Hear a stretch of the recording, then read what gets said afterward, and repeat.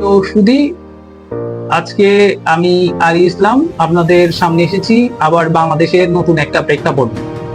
যদিও প্রেক্ষাপটটা নতুন না, বাংলাদেশ বর্তমান শিক্ষা ব্যবস্থা নিয়ে।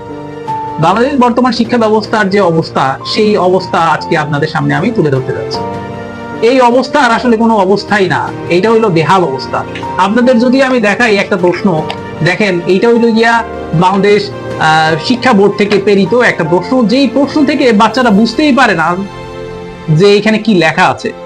চোখের মধ্যে লাইট লাগাইতে হবে অথবা 40 পাওয়ারের ব্যাটারি লাগাইতে হবে, তারপরে বাচ্চারা এটা দেখতে পারে। যাই হোক, এখন আমি আপনাদের সামনে যে ব্যবস্থাটা তুলে ধরতে যাচ্ছি, সেই ব্যবস্থাটা হচ্ছে বর্তমান শিক্ষা অবস্থা। বর্তমান শিক্ষা অবস্থা অনেকটা বাংলাদেশের দুর্নীতি গ্রস্ত যে ব্যবস্থাটা প্রচলিত আছে ছাগল কাণ্ড, সেই ছাগল কাণ্ডের মতো।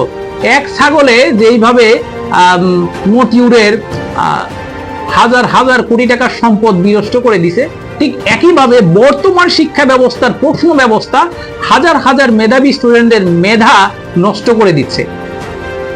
বর্তমান শিক্ষা ব্যবস্থায় প্রশ্ন ফাঁস আরেকটি বেহাল অবস্থা। এই বেহাল অবস্থায় ছাত্রছাত্রীদের যে অবস্থা, সেইটা আপনারা বাস্তব প্রেক্ষাপটে হয়তো বা অনেকে অনুভব করছেন। প্রতিদিন দেখা যায় যে রাত 9টা 10টার পরে কোমলমতি শিশুরা বাবার প্রচলিত মোবাইল ফোনটি নেওয়ার জন্য ব্যস্ত হয়ে পড়ে।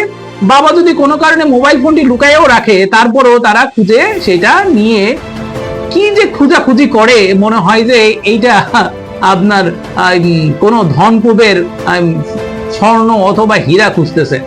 সেই হীরা আর কোনো হীরা না, সেই হীরাটা হচ্ছে বর্তমান শিক্ষা ব্যবস্থার প্রশ্ন। এই প্রশ্ন এখন কিভাবে যে ছড়াইতেছে, সেই ছড়ানোর মাধ্যমে ভালো ছাত্ররা না কিছু শিখতে পারছে, না কিছু বুঝতে পারছে।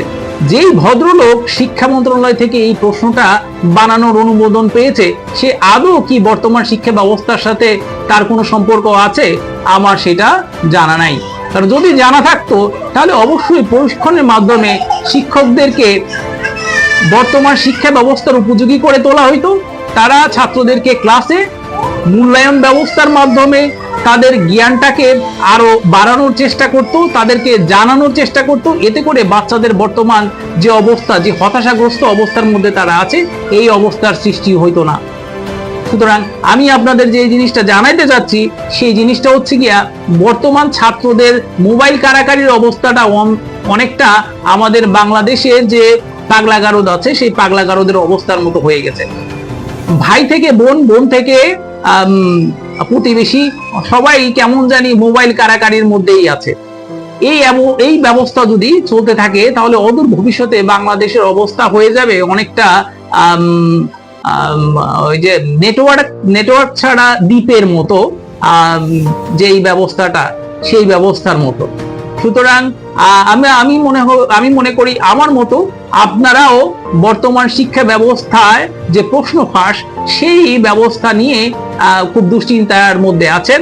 এই দুশ্চিন্তা থেকে মুক্তি পেতে হলে অবশ্যই আমাদের শিক্ষামন্ত্রী নওফেল সাহেবের দৃষ্টি আকর্ষণ করছি যে আপনারা অন্তত শিক্ষকদেরকে সঠিক জ্ঞান দেন, যাতে করে বাচ্চাদেরকে বা ছাত্রদেরকে তারা জ্ঞানী হওয়ার রাস্তা দেখায় এবং ছাত্ররা হতাশায় না পড়ে বর্তমানে বই পুস্তক এবং বর্তমান কারিকুলাম নিয়ে চিন্তা করে বাবা মা অভিভাবকদের মন তুষ্ট করে।